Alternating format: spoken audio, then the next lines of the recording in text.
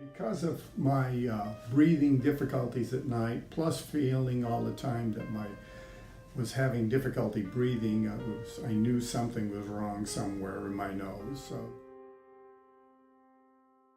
So I had a doctor check it out, and we went ahead with the procedure to go ahead and get my deviated septum straightened out, and also do the balloon. I think it's called Sinuplasty. To improve, I have had no difficulty whatsoever after the procedures, and my breathing is tremendously better. I find that going to sleep at night is a lot easier. If you have any difficulty with sleep apnea, or you have a deviated septum, I strongly urge you to go ahead and look up Dr. Ben Cilento.